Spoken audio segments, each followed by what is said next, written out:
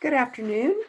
Um, I'm Bev Walters, and I want to welcome you on behalf of LLI today to our Friday lecture series. And also welcome to our guests from William Preston Smithfield, located here in Blacksburg. Smithfield is a valued partner of LLI. The presentation today is Continuing Conversation on Commemoration and Denial, How Slavery and Racism Shape Our World Today. As a reminder, we are using the webinar format, so please submit your questions through the Q&A feature. It's my pleasure to introduce Ryan Spencer. Ryan is the executive director at Preston Smithfield, where he lives with his wife, Julia, who is a fellow historian. Before working at Smithfield, Ryan spent 13 years at the Henry Ford in Dearborn, Michigan, where he served in several roles, including as general manager of Greenfield Village. Ryan is a graduate of the University of St. Andrews, Scotland, with a Master of Letters in Museum Studies, and Hillsdale College in Michigan with a BA in History, Literature, and Education. Ryan graduated from the Association for State and Local History's Leadership Institute in 2012. Currently, he is involved with Greek Crew at Virginia Tech, Rotary International, and supporting LGBTQ Christians in the church. We're happy to welcome Ryan and our panel, the rest of whom Ryan will introduce. So let's get started. Thank you very much, Bev. It's really a joy and a privilege to be able to continue this conversation. Many of you might have been able to tune in back in September when we had our first conversation on commemoration and denial, how we choose to remember history, how we choose to remember specifically the history of racism and slavery impacts our world today. And today our panelists will continue with that conversation. They'll give you a brief synopsis of what they covered. And as you can probably acknowledge, there's been a lot that's happened since September on the national stage having to do with race and commemoration and denial. The panelists and I thought that Smithfield would be a perfect catalyst for a discussion like this.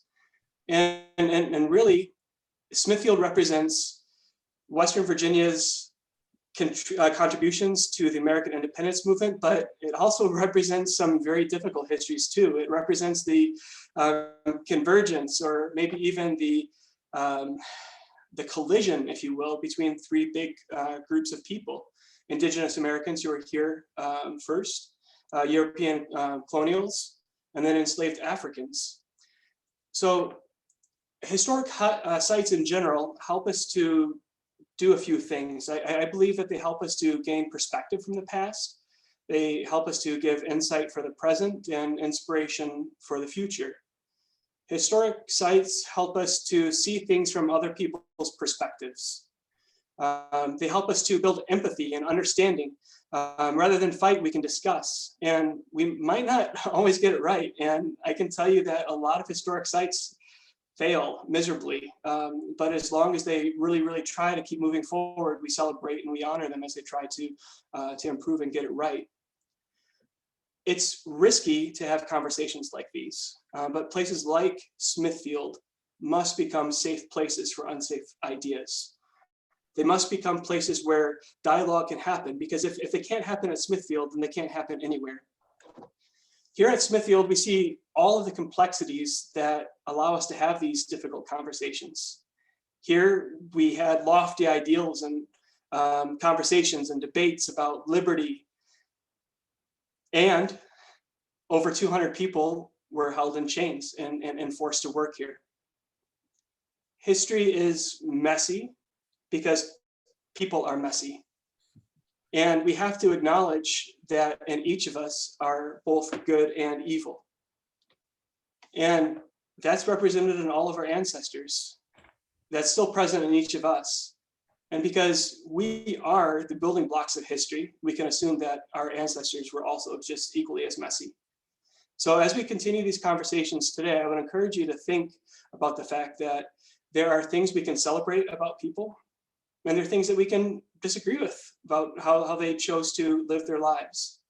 And that's fine, that's how it ought to be. I've said before that if anybody were to write an honest biography about Ryan Spencer, there'd be things that I'd be really proud to read in there, but there'd also be things that I'd be really embarrassed to read and I'd blush about. And I hope that people would learn from my mistakes, and hopefully the next generation would do a better job with the gifts that they've been given. On our panel today, we have Dr. Dan Thorpe. Dr. Dan Thorpe is Associate Professor of History, and he's also the Associate Dean of Undergrad Academic Affairs at Virginia Tech. He received numerous awards, including Favorite Faculty, which I think is really cool, Award for Teaching Excellence, and also a Teacher of the Week. So it seems like he's a very popular instructor. He's author of Facing Freedom, an African-American community in Virginia from Reconstruction to Jim Crow. We also have Dr. Kerri Moseley-Hobbs with us today. Kerri works in Washington, D.C., and she lives in Baltimore, Maryland. She works on educational policy, regulation, research, and experimental learning. Her focus really is on African-American history, and I think this says a lot about Kerri, but she published her first piece when she was 12 years old, and she hasn't slowed down a bit since. Kerri is a descendant of John Fraction, I believe the 6th generation Kerri, if I remember correctly, and 5th generation. And John Fraction was one of the individuals who was enslaved here at Smithfield. So her conversation is really poignant. What she brings to the table is very important. And she also serves as a member of the Smithfield Preston Foundation's Board of Directors. She is the author of More Than a Fraction, which is a fictional work that takes place at Smithfield and Solitude, which is right down the road. It's another historic site that was birthed from Smithfield, and it's currently owned by Virginia Tech. And last but certainly not least, we have Dr. Ellington Graves. Dr. Graves earned his BA from Johns Hopkins in sociology. He has his master's in sociology from Virginia Tech, and he earned his PhD at North Carolina, Chapel Hill, in sociology. He started working at Virginia Tech since 2000, and he became the head of Africana Studies in 2012. He is currently the Assistant Vice Provost for the Office of Diversity and Inclusion. And his goal, and the goal of his office, is to increase faculty diversity, to enhance research, and to support enhanced campus climate and student achievement, especially for those from possibly marginalized communities. So we're going to turn first to Dr. Dan Thorpe, who will give us a little bit of an insight to history of racism and I guess our place in that. So I'll turn it over to Dr. Dan Thorpe. Thank you, Ryan, and to my panelists as well for joining me today. As Ryan mentioned, I am by training an historian, and it's fascinated me. History has fascinated me since I was a child. Simply trying to understand the world that used to exist, how people lived. And the last, I don't know how many years now, 15, 20 years, one of the things that I've been struck by and have done my best to reverse is the extent to which modern Americans are aware of slavery, and they're certainly aware of racism, but they have only, in many cases, only the vaguest notion of what that meant or how extensive either one was. I mean, slavery, for example, at least in my generation, many people grew up to things like Gone with the Wind, where slavery, slaves were all treated nicely and it was all one big happy family. When in fact, slavery was a system based purely on power. Masters could literally kill slaves and face no legal consequences, in which families were bought and sold, individuals were bought and sold, given as gifts. I mean, it was a horrible system that somehow over the years, the edge has been lost. What to me is more surprising and more disappointing is the extent to which people don't realize how extensive slavery was. I knew this in the back of my mind, but it was just, I was reminded of this a couple of weeks ago, actually, in a radio broadcast I heard, that if you take the beginning of this country as the founding of Jamestown in 1607, we've now had 414 years that we've been in the process of becoming the United States or being the United States. Of those 414 years, slavery was legal for 264 of them. A majority of our history was a period when slavery was perfectly legal. And to reach the point where the midpoint, when we can say slavery was not the majority of American history, that's going to be 78 years from now. Almost all of us are going to be long dead before we reach that point. I mean, slavery is simply a fundamental part of understanding what the United States is. You know, we were begun as a nation of slave owners. Every colony permitted slavery. It was everywhere for most of our history. And that's something people have forgotten. And it was the foundation on which economically our country was built until after the Civil War. The largest single export out of this country, more than half the exports of this country were cotton, most of it produced by slave labor. The New England Industrial Revolution was based on cotton production. They turned Southern cotton grown by slaves into cloth to sell. You know, every part of this country, its economic foundation was rooted on slavery. Our ideology, the document, we're constantly reminded of our US Constitution. Half of the men that wrote that Constitution were slave owners. And they wrote a document to ensure slavery would exist in perpetuity. They never used the word, they couldn't bring themselves to do that, but they created an institution, created a legal system that would promote slavery. Apart from that, and the two are clearly related, but they're also separate, was the racism that was even more common than slavery. Racism had to exist in order for slavery to exist. There has to be someone you think is worthy of being enslaved. And racism provided a rationale for that. People who were dark complexioned were less moral, less intelligent, less human in the eyes of white Europeans, and therefore appropriate beings for slavery. But what many Americans have forgotten is that even people who strongly objected to slavery often felt that dark people were inferior. So that one of the first great abolitionist societies and groups in America, the American Colonization Society, yes, it was founded to abolish slavery, but in doing so, by shipping former slaves back to Africa. There was absolutely no interest in having them live here in the country. That attitude, and again, that's not a Southern attitude. You know, we often associate racism with uneducated Southerners out of the movie Deliverance. One of the best examples I can find to counter that is Oregon Territory, okay, way up in the west coast of the United States, where there were almost no African Americans anywhere near Oregon. When Oregon became a territory, they immediately passed a law banning any Black person from settling in Oregon. When Oregon became a state in 1857, that was written into the state constitution of Oregon, and it stayed in the state constitution until 1926. It wasn't enforced because it was in violation of federal law, but no one bothered to take it out of the Constitution until 1926. That's how pervasive racism has been in this country.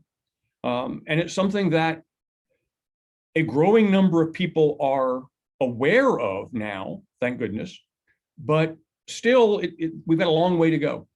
I was horrified. Ryan mentioned we would be sort of bringing it up to date. I was horrified when in one of his last actions as president, President Trump released his 1776 report on how we should teach American history, which basically said, oh, slavery, no. a few people owned slaves, but no big deal. Don't think about it. Precisely the opposite view, I think that most serious historians would take. So I was glad to see that report has pretty much gone to the trash can, where I think it belongs. But I'll stop now for a few minutes and let others have a say. Thank you very much, Dan. That was a good recap. And thank you for bringing us forward to the 1776 Commission. And thankfully that's been set aside, hopefully permanently, and we won't have to deal with that again. But if those of us who study history know anything, we know that things tend to come back around more than we'd like. Our next panelist is Dr. Kieran Moseley-Hobbs. And Kira is, I think, an expert at humanizing the individuals who've been enslaved. That's really her passion. She likes to talk about how the enslaved are the main characters and their stories, that they're not just on the periphery. And that's certainly a stance we take at Smithfield. She's going to talk a little bit about where we are in the story of slavery. And I'll just turn it over to Kieran now.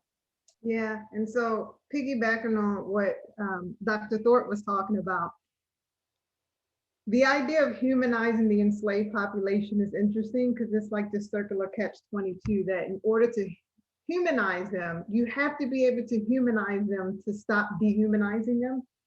And the way that you do that is you really get a sense of where we are, which is why I always say is that we're only in the second chapter of a 20-chapter book about transition out of slavery. As Dr. Thorpe was pointing out, is majority of the history of the United States. But when I realized how close we were to that and how long we had for the transition is when I was doing research on my family and realized that Thomas Fraction, who was part of the last enslaved generation at Smithfield and Solitude, had moved to Salem after emancipation because he was pretty much, the family was exiled from Smithfield because the Preston family was kind of like, you gotta go. And when he passed away in Salem, his wife and his younger son, Frank, went to Baltimore. And then Frank's daughter is Isabel. And Isabel is my great-grandmother. And I knew Isabel. And so when I look at it like that, when we talk about, well, we don't know a lot about the enslaved community, we don't know much other than the work they did, I think back to Isabel. Isabel told me how to knit. Isabel showed me how to cook certain things. Isabel used to just stare stoically, and I remember being afraid of her and peeping around the corner to her room, and Isabel would say, come here. And just thinking about her mannerisms, like the two fingers, and she used to get me to come in the room with candy. Come here, and I remember her long braids. And so now I think about Isabel and I think about my grandmother, because of course, Isabel being the generation she was, I only got a few years with her, enough to have memories, but not enough to really get to the age where I know that it was valuable to ask Isabel questions. But I grew up with my grandmother, which is Isabel's daughter. And, I start looking at my grandmother about all the things she learned from Isabel, that Isabel learned from Frank, that Frank learned from Thomas, you know what I mean? And then you start thinking about that and it says, okay, well, how do we humanize the enslaved population? If you want to know about John Fraction, look at me. See what I do, because I am, his line. I am his culture. I am his personality. So, John Fraction might have loved kids, and the way he got kids to come over was to try to entice them for something, you know what I mean? And then when you think about the way his sons turned out, that 3 of them would run to join the Union Army. And so you think about him as an individual, what kind of man in the middle of slavery teaches 3, not 1 son, not 2 sons, but 3 of them to value themselves within that industry enough to think that they not only deserved freedom, but were willing to die for it. And so I think about that, and then I think about the stoic face of both my grandmother and Isabel, that generally they were happy people, but if you cross them, like their faces would drop and it looked like death, and it was like, never mind, I'm so sorry, that might be coming from that same personality. And so when you realize how close Isabel was, and how we're still a reflection of that culture and of those people that were enslaved at Solitude and Smithfield, then you think about, you really start pushing the ideology that the best primary source to get to know that enslaved community as human beings is to look at their descendants. And then when you think about that, it goes a step further in that right now, in terms of reading and scholarship and research, we like to refer to documents of the past, and we forget that those things were written in environments like Dr. Thorpe was saying, where the people who founded America was doing it under the guise and under the influence of deep racism and prejudice. So can we really take their word into what the enslaved did, or who the Africans were, or how the African Americans acted? How many things were being hidden from them? How many things about them as people and culture did they determine were unworthy to even know? So I always say, not only are we only on the second chapter of the 20-chapter book for our transition out of slavery, but we actually have to go back to the first chapter and consider that a draft and do some rewrites, because there's some things in there that aren't accurate. Kind of adjusting those inaccuracies and moving towards the truth. That's when you kind of get the narrative about revising history. So you go back to the 1776 project at the end of the last administration, is that anything that is being done to tell the truth is looked at as a revision. But if you ever written anything, we go back to the book analogy that it was a draft. It is going to be revised until you get to the truth, until you get to the fact, or until you get to the final project that really reflects the story that actually needs to be told in America. And so, I would love to think that we are delivered. I would love to think that I am a generation of African Americans that is no longer under the influence of slavery, or no longer have to deal with it, but I am a close generation to it. And what I do today continues that transition, so that 300, 400 years from now, it'll be my descendants who look at me as an ancestor and what I did today in order to contribute to that transition out of slavery, and to get them and everyone else into a better place. And so I think we have a lot of work ahead of us. And one of the first things that we'll have to do, and I'm sure Dr. Grace will get into it more, is these conversations, and these hard conversations, and these hard truths, and these deep dives into all the different things that we have to look at in order to build this book and build these chapters and do it efficiently, because they will be extremely valuable in the far future. Thank you so much, Kara. One line kind of comes to mind as I listen to you speak, and it's a question that I've heard posed: what kind of ancestor will you be? And I love that idea. And I love the idea that you are striving to be the kind of ancestor that your descendants will be proud of. And I believe that John will be very proud of the work that you're doing. We're not far away from history. The past is not over. We're still living it, and it's so good to remember that we're close, much closer than we acknowledge sometimes. So thank you for those comments. Next, we have Dr. Ellington Graves, and Dr. Graves is going to talk about how the lost cause myth diminishes the trauma and the memory and the commemoration of what those who were impressed by slavery, those who were oppressed by slavery went through. So I'll turn it over to Dr. Graves now. Thanks, Ryan. Just extend my gratitude to my other panelists for setting such a wonderful stage. Let me just set a little bit of a stage for myself too. in the aftermath of the Civil War, you know, we had the period of Reconstruction, both presidential and congressional Reconstruction. And then after the compromise, the Great Compromise of 1876, which basically allowed Rutherford B. Hayes to become president, but in exchange, the federal government, the Republicans agreed to withdraw federal troops from the South. That began a period that has come to be known as redemption. And redemption was really marked by a reestablishing of structures of power and domination in, in the post-Reconstruction South, which really became the foundations for what we came to know as Jim Crow. This was when black codes started to become passed as state and local legislation. This is where black elected officials who had been installed during the Reconstruction era were brought back as a result of recall elections.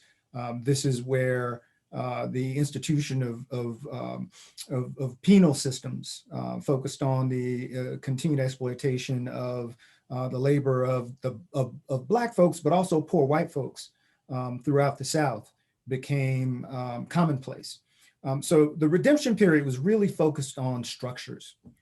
And then by the late 19th century, there came a recognition of a need to do something else besides structure, to retell the narrative, that folks recognized that the narrative as it existed in the aftermath of the Civil War was one that was not particularly favorable to the South. So we get this notion of the lost cause, which in actuality was a concept that was, introduced by a pro-Confederate historian at the University of Chicago, in actuality, not at some revered Southern institution. But regardless, the point of the idea of the lost cause was to romanticize the Confederacy, to romanticize, even beyond that, to romanticize the antebellum South, and to really to arrive at a different telling or retelling of American history that would be more favorable to the South finding its place in the Union again.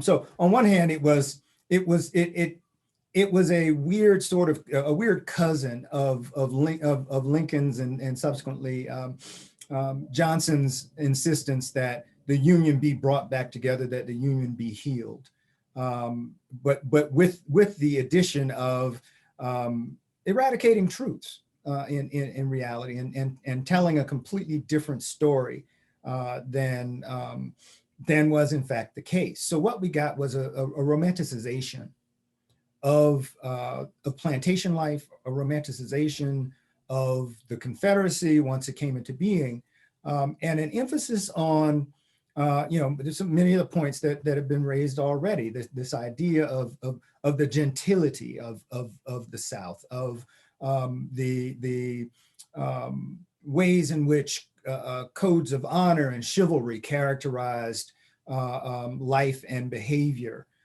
in the South, and gave rise to a narrative about the morality of the South. And with that came a minimization of enslavement. Again, to the point that Dan and Kerri have made already.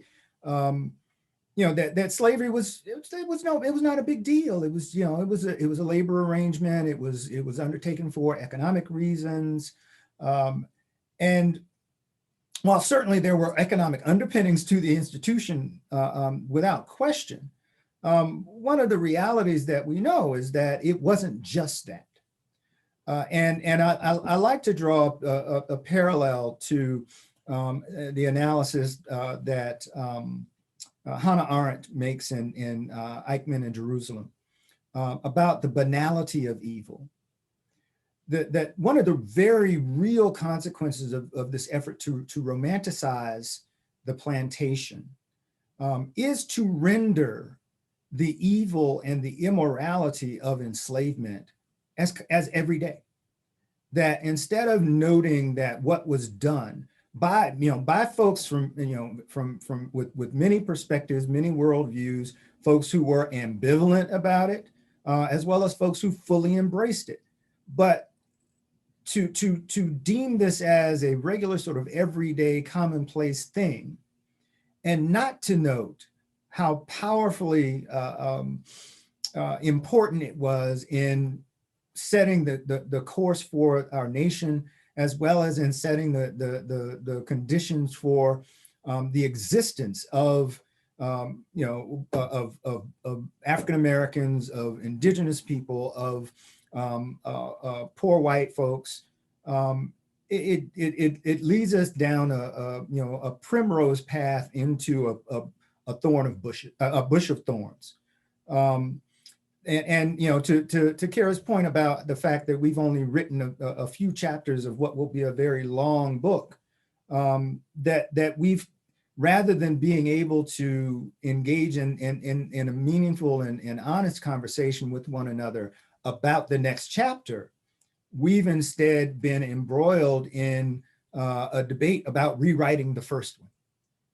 And that in truth is what the Lost Cause did. It took us back and embroiled us in an argument about how, what version of the first chapter we're willing to accept as legitimate. And I think that to Ryan's point as well about some of what has happened in the context of efforts at public history, it's also one of the reasons why we failed in many instances. When we look at what's happened in efforts to engage plantations and other spaces, not only in the South, but throughout this country, in the work of building public history, we failed very often because we have not been able to tell the full story, because there have been just fundamental commitments and investments in perpetuating this notion of a lost cause. And I want to sort of end with the part of the title of our initial conversation was focused on commemoration, and I want to close with just a point of observation that we can talk about. And commemoration has multiple meanings, so we can talk about commemoration in its sort of typical usage, which is about celebration. And so to talk about commemorating plantations is often to celebrate it, and that goes hand in hand with that romanticization that I just talked about.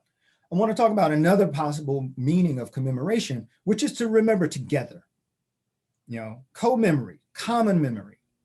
And that can only happen if we allow ourselves to move away from this fragmented narrative that has been told from the vantage point of a small segment of one side. This is the other thing. It's not all of the folks who were involved in the plantation economy. It's not the narrative of again, working class and poor whites who were often shut out of labor markets because of enslavement, or if they were allowed in, where their wages were depressed by the presence of enslaved labor. It's not the story in many instances of the workers on the plantations, who the overseers. It's the narrative of the wealthy, of the elites, of the slaveholders. And it's certainly not the narrative of the indigenous people who were displaced in the settlement of areas of the country that became the South, nor the stories, at least not the full stories, of those who were enslaved. And so I'd like, as we think about this idea, this notion of commemoration in this context, us to think about what it means to create a truly collective memory of what this has meant for how our society has evolved and where we need to go next. Thank you. Thank you so much for that, Dr. Graves. Now here comes the point in the program I think that will be the most entertaining or hopefully the most useful for you all. As great as it is to hear from these people of thought, we would love to get your questions, to get your thoughts, to get your difficulty and maybe processing some of this information.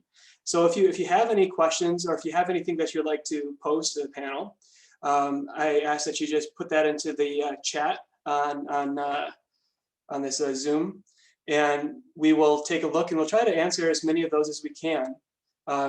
We can go all the way until 3 o'clock, or if we just run out of questions, then we'll end a little bit early. But as we think about, or as we wait for questions, I guess there's one that I would pose to this group. A lot of conversation about racism and slavery has to do with trauma and understanding the role that trauma plays in not only the descendants of the enslaved, but the descendants of the enslavers. With my own particular history, my family came to Virginia and North Carolina in the very early 1700s, and they owned people. I've come to understand that. I know now that I have enough sub-Saharan African DNA to suggest that my 4th great-grandparent was likely full-blooded African. So this is something that whether or not we know it firsthand, this is something that we experience. And so there's been a lot of discussion about white fragility, white guilt. And a lot of those discussions can sometimes bear little fruit. But how should those of us who are not Black, how should we deal with the fact that our ancestors may have been complicit, and maybe we and ourselves might have been complicit in perpetuating that racism? I'll leave it open to whomever. It's not just it's much more than complicity, Ryan. Because like you, I've not done the DNA analysis, so I don't know about my ancestry, but I do know that my family lived in North Carolina for 100 years and owned slaves for most of that time. And it's a sense of obligation and responsibility that I know, in part, the reason that I am where I am in the world is because my family benefited from the stolen labor of hundreds of African Americans. They built a large plantation in North Carolina, which after the war, was sold off, and the members of the family went into town and became lawyers and doctors, and put my family on a track that, you know, my brother's a doctor, my uncle's a doctor, my father was a doctor. I got my PhD because I didn't want to go into medicine because I can't stand chemistry. But where I am is in part thanks to the labor of people that I never knew and would certainly not want to exploit in the way that my ancestors did. And it's something that, you know, this is something that is, it often makes white Southerners uncomfortable, as if by pointing out that the world was, and to some extent is still racist, is not saying you, Ryan Spencer, are a racist. But many people react that way, that any discussion that the system is racist or was built on racist foundations, many people unfortunately hear that as an attack at them, which as a historian, I'm not trying to do. I'm not passing judgment on anyone. I simply want to fully understand how we got where we are, and how we got where we are often involved very unpleasant processes. I'll just add to that.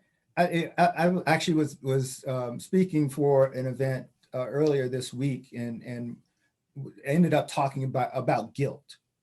And one of the things that I pointed out was that there are plenty of things that I feel ambivalent about in Black history, loads of them, where on one hand, we talk, a great example, the example I used was the Buffalo Soldiers, which, to talk about, on one hand, Black men who, by virtue of enlisting in the U.S. Army as a means of gaining greater access to self-determination, on some level, perhaps also sort of showing their commitment and loyalty to the nation, but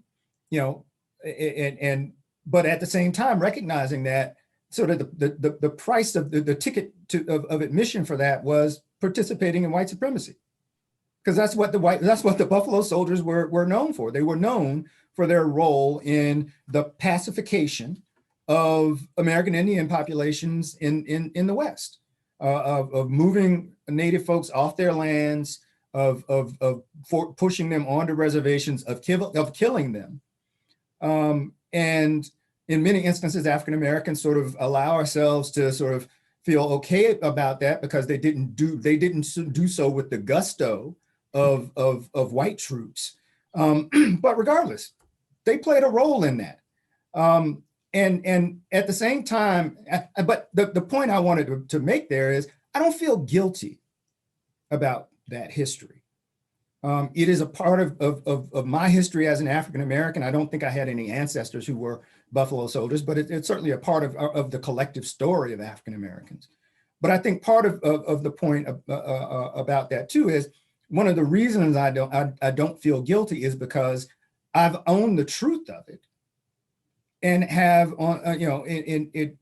endeavored whenever possible to speak to the needs of indigenous people in North America, to in fact, for that matter, anywhere in the world, to self-determination, to full and equal participation in societies as they choose, or if they don't choose, to be allowed to participate in their own societies and institutions, and to make allowances for the deprivation and displacement and trauma that they experience. So I'm saying that as sort of a long-winded way of pointing out, if folks don't want to feel guilty, then the solution to that is owning the truth, and then making choices appropriate to that truth, to move you beyond the detrimental consequences of what your ancestors may have done. And I think that partially Ellington answers Ms. Foster's question about where are white people in this 20 chapter story, because I think one of the things that all white Americans need to do is acknowledge, recognize how they benefited. Maybe they themselves didn't. Immigrant families who came over in the 1880s, fine, they didn't personally benefit from slavery, but by virtue of being white in a society that had gained its power and wealth from enslavement, all white Americans owe a debt of gratitude. And if nothing else, to acknowledge that fact, it would be a huge step forward, I think, for this country. So I'm smiling because something's wrong with me. No, but I'm smiling because one of the first things I thought about when you was asking that question, Ryan, was one thing that I'm pretty certain I had inherited from the people that were enslaved at Smithfield is that thing that my great-grandmother used to do. They used to scare me to death. And it was the drop of the face and the change of the energy it was like fight or flight. It was always fight about the smallest thing. And you use the word trauma because my grandmother was the same way. And she used to tell stories where, she's grown up in segregation, where she told me one story where she took her kids to the ice cream shop to get ice cream cones. And she goes into the shop and she orders the ice cream cones and she hands the ice cream cones to the kids. And she puts the money on the counter and she tells the kids, go ahead and sit down and eat the ice cream. The man at the counter says, y'all can't eat in here because you're Negroes. And the way she described the story, he went to reach for the money and she said her face dropped and she slammed her hand on top of the money. And she looked at him in a way that he was like, just go ahead and take the ice cream. So it was just like, when you meet my grandmother, she's so nice, but there are some pictures from her youth where, people will joke around like your grandmother looked like she carried a pistol. And I was like, my grandmother wouldn't carry a pistol. And then when my grandmother died and we was going through her belongings, get what was there? A pistol. So I feel like I don't know the woman at all. So, but it's that I feel like through the generations, we got that where we are loving people, we are a loving family, but we got this trigger where if you trigger that trigger, run, you know what I mean?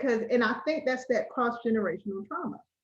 Now, we're pretty sure what cross-generational trauma is for the African-American community, because you don't go through what you go through and come out the other side of it okay, just because somebody wrote on a piece of paper that slavery is over. That's not how it works, especially because we go back to the word of the transition of it is that Reconstruction wasn't finished. The Freedmen's Bureau lasted, 6 years? What are you going to do? And we all know about the Freedmen's Bureau, but nobody thinks about that it lasted a blink of an eye, and supposedly was created to help African Americans transition out of slavery, and they gave it no time to do that at all. Honestly, if we were honest, the Freedmen's Bureau probably should still exist today if it continued on. But one of the things that we're working on with the More Than a Fraction Foundation is the case study, where we're having conversations between descendants of Prestons who owned Smithfield and enslaved my family with me and my family. And one of the things we've had to honestly explore, and it goes back to us talking about truth and honesty, and being on the African American side of it, that it has been really, really hard to have conversations and not be angry. Because remember, I just told you what came down the genetic pipeline in terms of the fractions. It's triggers, and then we're angry and you better run. So I am constantly working through and suppressing that urge to fight them because of this subject, and trying to work through addressing what this is. And I think one of the things that white people are dealing with about this chapter in this book and this guilt is because I think you're experiencing some level of trauma because, one, you have been taught to deify your history and your legacy. And so anything that speaks negative about it is to attack your God. And any religion would tell you that to attack a religion's God is sacrilegious. And so if you really look about it that way, that's what that guilt is. That guilt is to turn against the God that was created for you in American history. The other thing that you're possibly looking at and you're feeling of your cross-generational trauma as white people is self-preservation. To address this issue is going to take the development of language that you have been taught to avoid because you're not supposed to talk about it. And then once you develop that language, you'll have to explore something that I believe that white culture and white communities have been able to avoid since the inception of America, and that is accountability. So those three things in combination, where I think a lot of times we use language like all you have to do is tell the truth and all that stuff. I think it takes a lot of work, and I just want you guys to focus on those three things. One, your legacy has been deified. You feel like you are bringing down a God. It is not a God. Your legacy and that history and that romanticizing of the lost cause is not the God. So I need you to work through that. Two, develop the language. And when developing the language, I would like for you to fight against the urge that the fix is in the Black community. If we do something for the Black community, if we do something to the Black community, if we help the Black community to do something, we'll resolve our issues. and explore the idea that there's an issue within your own community because of these three things I'm talking about. And then third, once you start developing that language, really grapple with the idea of accountability, because the more the subject is kicked down the line, we talked about be the type of person that your descendants, be the type of ancestors your descendants will be proud of. If you kick it down the line further, your descendants is just going to be angry with you and ask, why didn't you address it back in 2021? They'll say it's 2098. Why are we still talking about this? Why didn't they address it in 2021? And if you feel like you're not going to address it in 2021, at least do them the journey of writing a letter to them so that they have it in the future of why you wasn't brave enough to deal with it in 2021. Yeah, that's really compelling. Thank you to everyone. And for me, part of my journey has been owning, I guess, my truth as well. I as much as I don't want to be, and as much as I'm trying to evolve, I have to acknowledge the fact that I still am a racist. That racism is something that sticks in me, whether I want it or not. But I'm working and endeavoring to see people with more loving and caring, compassionate eyes. Yeah. I think. And I am still angry. Yeah. There's nothing that you can say that I'm going to believe. I don't want to hear it, Ryan. That's just the honest truth about it. And that's because we're so close out of it. And we're so deeply intrinsic in racism still that I can't, it's like, you know what I mean? And then you can't work past it because you try. I'm in the case study. I'm dealing with descendants. And then January 6th happened. And it's like, okay. You know, and so it's a journey that we are really on that we have to deal with because we got to live on this planet together and we got to address everything that's going on. It goes back to the word. It's always going to come back down to accountability. But yeah. Dr. Graves, I saw you unmute yourself. No, yeah, yeah, we're talking about, being racist. And yeah, I mentioned earlier, just this idea that the Buffalo Soldiers were, participating in white supremacy. And that's the reality of it is that by nature of this system, unless someone is working to actively overturn white supremacy, then they are a participant in it. It's also kind of coming back to, I think, a point, and I think both Ryan and Dan sort of spoke to this tendency to individualize racism. Racism is much more meaningful as a system. And I think it's part, sort of two contributing sources for the shift. One is the dominance of law and jurisprudence as the means by which our society has chosen to deal with the question of racism. And by its nature, our legal system emphasizes individual intent and individual accountability. And the other is the psychologization of it. Psychology is great for coming to grips with prejudice, negative racial attitudes, bigotry. All of those are fundamentally psychological, influenced by culture and experience, but manifested through psychological mechanisms. Racism, on the other hand, is much more powerfully political, economic, and sociological. It is rooted in institutions and policies and laws and practices.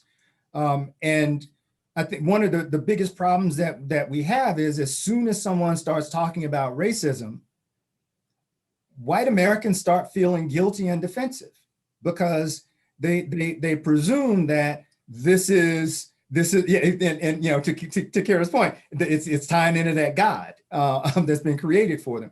But it's also because we haven't done our due diligence in helping people to understand, to talk about systemic racism in the minds of a lot of people means, well, we're talking about a system of white people and we're labeling all those white people racist. So to say there's systemic racism in the police department, well, then you're saying that all of the police officers are individually racist and bigoted, and they may be. I don't know. I don't know who they all are. But the reality is that you can have systemic racism without individual bigotry. That's kind of the point. That's what systemic racism allows to happen, is for that system of racism, that system of white supremacy, to be perpetuated regardless of what people intend to happen. And the more powerfully we can help people make sense of that, and to reckon with the point that what we really need to reckon with is not just our hearts and minds, but also our institutions and policies. And I think that will help a lot in terms of getting, hopefully getting folks to look beyond, sort of what they feel, the feeling that somehow a finger is being pointed at them for the past, and instead to recognize, no, the finger's being pointed at you for the present and the future. Yeah, it's good. We have some more questions that have come up. Kira, I noticed that you unmuted yourself. Is there anything you wanted to add to that really quickly? Nope. Okay. This next question is a little long, so bear with me. My primary focus is how most of society is unaware, or at best vaguely aware, of the transition to the Jim Crow era and the fact that they endured through the 1960s. The time of their own grandparents, and how this perpetuated and even enhanced the wealth gap is so prevalent today. I'm thinking, for example, of government mandating of redlining, the successful actions of the EPA throughout most of the 20th century to stamp out Black participation in farming economy. So I guess I'll just throw that open to whomever. Yeah, that's one of the things that I recently reread the 1619 report, the New York Times approach to looking at American history as an outgrowth of slavery and racism, and was reminded again of the ways in which literally the world we take for granted in the 20th century was built on things like redlining and the destruction of Black farmers. The one that I keep coming back to is Interstate Highways. Many of us know the Roanoke area, and what relatively few white Roanokers or white residents recognize is that where Interstate 581 is now, cut right through the heart of the most vibrant Black community in Southwest Virginia. I mean, it was the center for music, for movie making, for a vibrant culture. But as in much of the United States, when it came time to draw a line, where are we going to bulldoze an interstate highway, they tended to pick communities that were politically powerless, which in the American South of the 1960s meant African-American neighborhoods. So yeah, I mean, this, again, as Kira was saying, this is not ancient history. I don't think I'm that old, but I can remember going to visit my grandparents in North Carolina and seeing white-only signs on bathrooms and water fountains. In fact, when I went to college, I went to Davidson College in the fall of 1972, you could go to the hardware store and you could still buy whites-only signs in the hardware store. I mean, this is not ancient history. This is America today, and it is everywhere.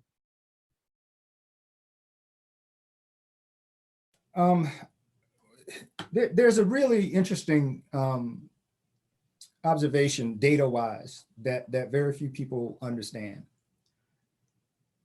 That enslavement had incredibly powerful consequences for those who were enslaved and their descendants. But one interesting point of observation is that if you look at the socioeconomic condition of emancipated African Americans and that of typical white Southerners in 1865, they were pretty doggone close to each other. Most of them were illiterate. The huge majority of them did not own property. They were, there was no notion of poverty at the time, but they were poor. And that what we see as a racial gap in terms of socioeconomic condition is largely a product of Jim Crow. And not just the Jim Crow South, but the Jim Crow framework in the United States as a whole, because redlining, USDA discrimination against farmers, the discrimination in the GI Bill. One of the things that almost no one seems to know is that Black GIs coming back from World War II and Korea were not able to invoke the benefits of the GI Bill to the same degree that their white peers were. So you had white men coming back from fighting these wars, and they were able to get free college educations. They were able to get low or zero interest loans to start businesses. They were able to get loans to purchase homes above and beyond what was already being discriminatorily facilitated by the Federal Housing Administration. That was a fundamental underpinning of the emergence of the white middle class. They were able to go to college. They were able to get good jobs. They were able to send their kids to college. They were able to move to the suburbs. Black GIs could not do that. They did not have the same access to those benefits because the federal government discriminated. And so when we think about where the American middle class has come from and when it came about in the mid 20th century, the bulk of it. And that was a period when really the peak significance of discriminatory policy was in action throughout the country, okay, not just the South. And so when we talk about disproportionate poverty, when we talk about disproportionate criminal justice involvement, when we talk about all these other manifestations of racial disparity in our society, a big chunk of that came about after emancipation. So again, talking about systemic racism and how it morphed. When enslavement was there, that took care of things. But once enslavement was over, the system kept rolling, and it created some much of what we see now. And to Walt's point, very few people are aware of that. Yeah. So I think one thing that historically happened is that I think African American communities and white allies and all those people have not lacked in pointing out systematic racism. One thing that our communities will do is tell you that something wrong happened. We'll even make suggestions of how to fix the thing that was wrong. But the dismantling of these systems based on slavery and white supremacy is, I'm starting to think right now, it's really going to have to be led by white cultures and white communities. Because the position that African American communities in, it reminds me of the story of a man named James Robinson. So James Robinson was a man that was enslaved in Maryland. And this is around the period of the Revolutionary War. And so not many people know the story of James Robinson, which is another testament about how many stories about African American people and communities are out there, even during the periods of enslavement, that are fantastic stories that can be told, where you can kind of get to know these people. So James Robinson was enslaved in Maryland. He was born a slave to a slave woman. And when he was 23 years old, his slave master came to him and says, I'm going to go fight with George Washington in the Revolutionary War. I'm bringing you with me. Because we are enrolling some of our slaves to fight in the war for America's freedom, the irony of that, and I am enlisting you to fight. James Robinson wrote a book where he told his own story. So I'm going to tell you what James Robinson says about his story. So James Robinson says that he thought about it and he said, I don't want to fight in a war. But his reasoning was not because of the irony that he was a slave about to have to fight for Americans' freedom. He didn't want to fight, in his own words, because he didn't want to kill natives. This goes back to Dr. Gray's point about the Buffalo Soldiers. He said specifically, I do not want to kill natives because they are at the same place as me. And so James's slave master says to him, listen, I need you to make me to look good during this war that I'm enrolling you in. So I'll tell you what, if you fight really good and you survive, I'll give you your freedom. So now James goes back to what Dr. Grace was saying, has put in this position where he is being made to help build and support white supremacy systems, not necessarily because he wants to, because he has been given a choice. Help us build the system and support it, or remain a slave, because they dangled freedom in front of him. They dangled opportunity in front of him. And so James says, he was torn about it until the day he died. He didn't like his choice. And what his choice was to fight the hardest he can. He didn't have a choice not to fight, but his choice was to fight the hardest that he could so that he can get these accolades from his slave master so that he could earn his freedom. So James Robinson ends up fighting under General Marquis Lafayette himself. And at the end of there's one battle, the Battle of Yorktown, where James Robinson fought 3 British soldiers in hand-to-hand combat. And like Marquis Lafayette was so impressed that he awarded a slave the Medal of Valor.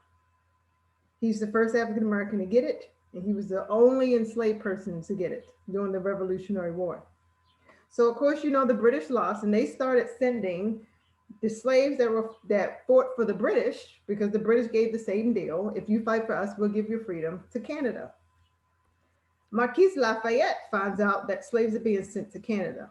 Marquis Lafayette has learned and gotten to know James Robinson's slave master. So he's like, he's not going to free you. He's not a nice guy. He's not going to keep his promise. Do you want to go to Canada? I'll send you to Canada. James Robinson thinks about it and he says, I have a wife and children back in Maryland. Now, this isn't legally married, but this is another testament about life of enslaved individuals. He didn't care if it was legal, because the sacrament of marriage, you know, they're deep. African Americans generally are deep practitioners of Christianity. The vows of marriage is between the man and the woman and God. It is not between the man and the woman in the legal system. So whether you recognize it or not, we're going to get married, we're going to jump the broom and do all of those traditions. So James says, I'm going to go back with the slave master. I'm going to take my chances because I don't want to leave my wife and kids, unless General Lafayette, could you go get my wife and kids and send them to Canada? Marquis Lafayette said, I can't do that. I can sneak and send you, but I can't go get your family. So James Robinson goes back to Maryland. And of course, the slave master says, I'm not going to free you. He takes him up to Philadelphia because he's going to work with George Washington to help develop this new nation. And he takes James Robinson with him, and he makes money off of James Robinson because everybody wants to see the Negro hero.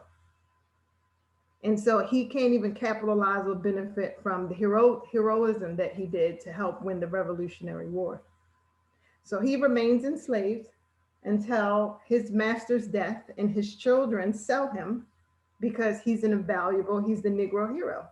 They sell him to a man, and he's taken to Louisiana, and he is beat mercilessly because the man in Louisiana does not want the other slaves to think that the Negro hero can save them from slavery. They beat him so bad that him and another slave have to keep vermin and animals away from his wounds until they heal. So he's at this other plantation being beat mercilessly, being worked to death until he's 55 years old. And at 55 years old, he is told by the new master that I'm sending you to fight in the War of 1812 because you're the Negro hero and you're going to make me look good. He doesn't want to fight in the War of 1812. He doesn't want to kill natives. He's not given a choice. But this time in the war, he doesn't fight. He doesn't do well. His finger is shot off. He's beaten the head. And so James Robinson learned from his first mistake of like the Buffalo Soldiers. But in his book, he talks about how he really regrets having killed Native people for the sake of the Revolutionary War. So, you know, all that being said is that you have an African-American man like James Robinson participating in white supremacy but not really a supporter of white supremacy. And the only thing that could have helped the situation, whether it be the Revolutionary War and not forcing enslaved people to fight, or the war in 1812, would have been the white systems. It needed to be Marquis Lafayette. It needed to be George Washington. It needed to be those slave masters.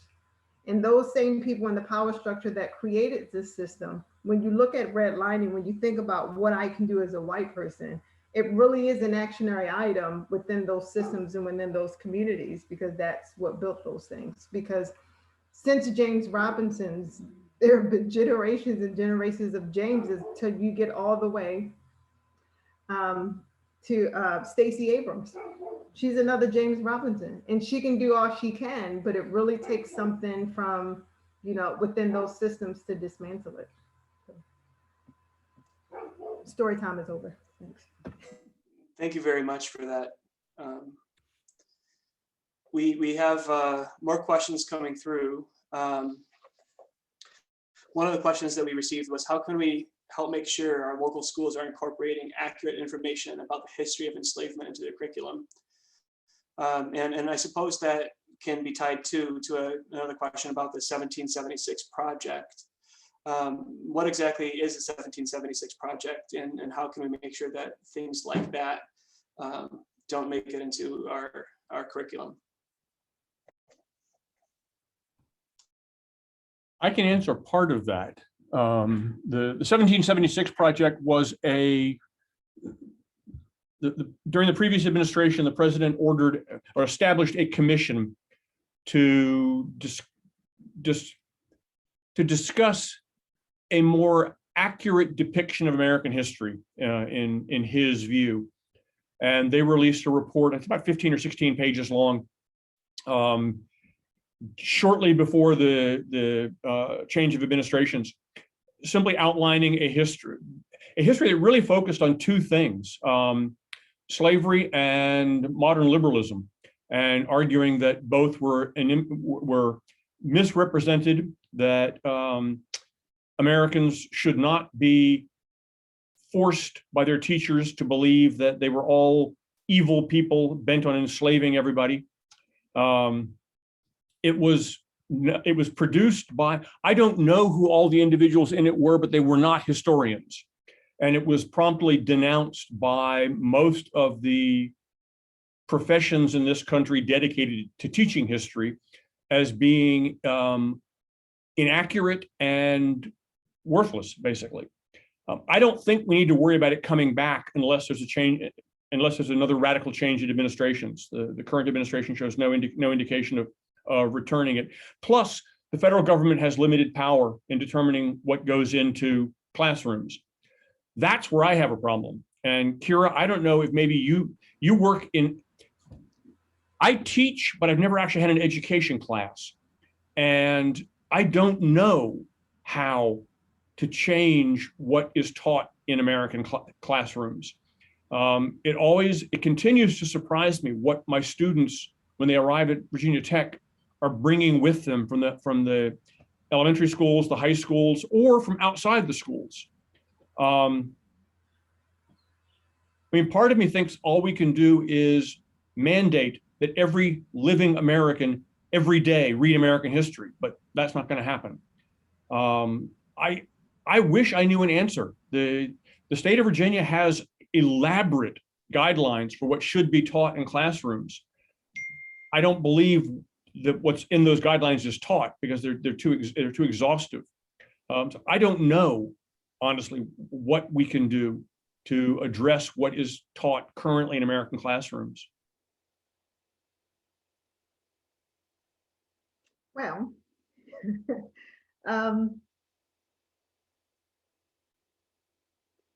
I think classroom education is important, but I think the world of social media has changed the delivery of education. So, like, how many people knew that there were over 100,000 enslaved Africans made to fight in the Revolutionary War and had to fight for the freedom of America that we celebrate, but knowing that they wasn't going to get the same freedom they were fighting for. Or how many knew about James Robinson? Like when we're studying about George Washington and Marquis Lafayette, why would we not want to include that he did the first Medal of Valor to the first African American? Why would that not be a fact that we want? Like even if we would just want to blow that up and make, you know, Marquis Lafayette look fantastic, why would we not include that information? But you know, having a 15-year-old son who does, you know, TikTok and all that other stuff, I think the new generation is taking on, they're really great about educating themselves, about finding out this information and sharing it with each other.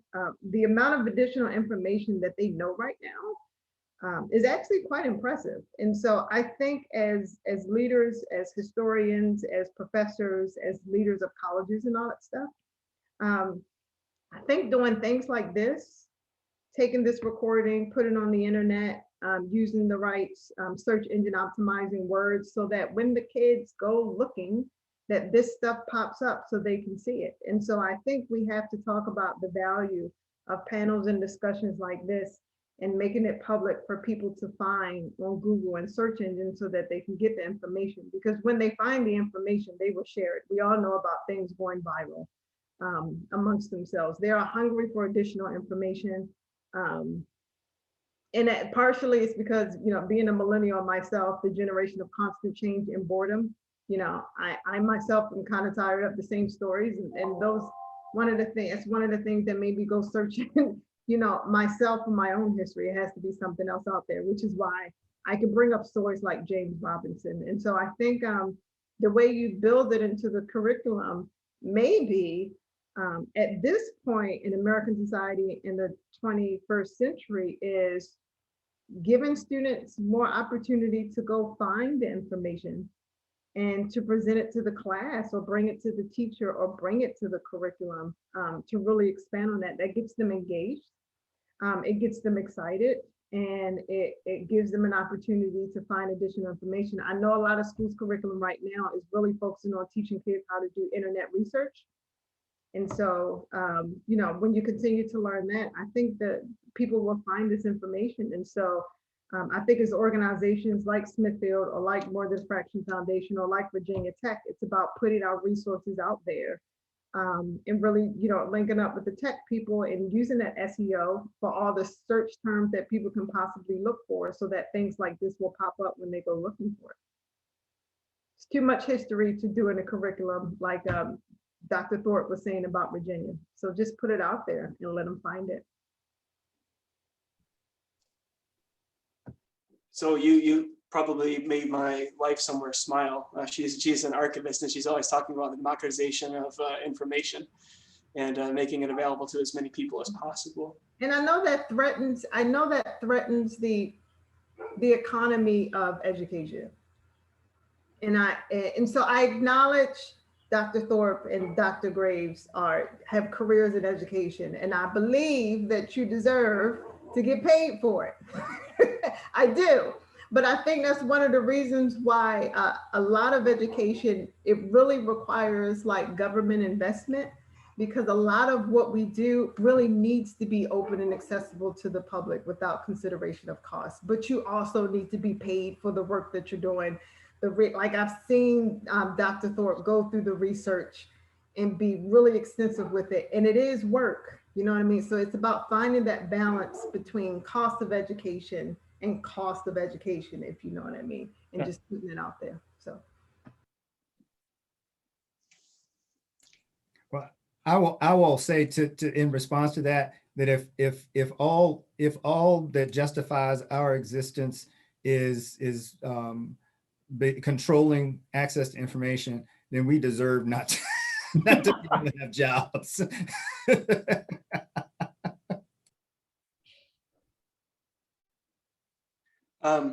As we get close to wrapping up, I just wanted to make everybody on here aware of something coming up here at Smithfield, and I believe this has been posted with the LLI as well. On Saturday, April 10th, Dr. Dan Thorpe and Dr. Kerri Moseley-Hobbs is going to be leading a lecture and walking tour on the history of the enslaved community here at Smithfield. The pricing is only $15 for Blacksburg residents and $20 for non-residents. And you can sign up through the Parks and Recreation Department for Blacksburg, but you can also find a link to that on Smithfield's website. And we started off talking a little bit about historic sites and the role historic sites can play in this dialogue. And it's been asked, so what is Smithfield doing? Smithfield has sometimes been challenged in telling a full and complete history, and sometimes it's outright failed in telling a full and complete history. And I think we've acknowledged the need to re-examine the way we interpret history. There are a lot of people who have come before me who have done a lot of research in the story of the enslaved and the story of the indigenous peoples here in this region. But we're making sure right now, by we, I mean the other full-time staff person and me, are making sure, working with folks like Dan and Kieran and Ellington, to bring those stories up front and to tell those stories right alongside the stories of people like Colonel William Preston, William Ballard Preston, and George Washington and the like. As Kara suggested earlier, the people who were enslaved here were major players. They're not an afterthought, and we're not asking that the history of the enslaved replace the history of the people who enslaved them. That would be a disservice in so many ways. But we are trying to make sure that in the same breath that we're talking about something like the Fincastle resolutions, we're also talking about John Fraction. So that's what we're doing. And if you haven't been here in a while, I encourage you to come and visit. We open up to the public the first weekend of April. That's the Easter weekend. And that's a way that you can continue to educate yourselves as well. We have about 8 minutes left, and I just want to tell everybody that we have probably time for one more quick question or one more thought. So if anybody has been sitting on something that you would really like to talk about, now's your opportunity. Well, I'll just read Walt Perry's post. He'd like to see a follow-up focused on Jim Crow and the ongoing consequences of government policies like redlining and the destruction of Black farmers. So, Bev and Peggy, I'll leave that in your court.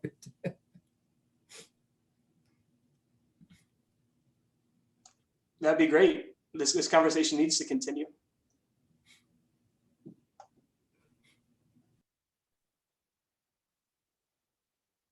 All right, then. On behalf of the panelists and all the fantastic work that they do and all that they represent, and on behalf of the Smithfield Preston Foundation, I would like to thank LLI for giving us this platform. Thank you to everybody who signed in and listened to this. Thank you for being responsible citizens and taking part in this conversation, this crucial conversation. I hope to see some of you at Smithfield, and I can't wait to see the panelists and talk about this some more. So thank you very much. Peggy and Bev, I'll turn this back over to you. Thank you, Ryan, and thank you, Dr. Thorpe, Dr. Moseley-Hobbs, and Dr. Graves for this really important and valuable conversation. Thank you so much for sharing your expertise and stories and information with us. We really, really appreciate it.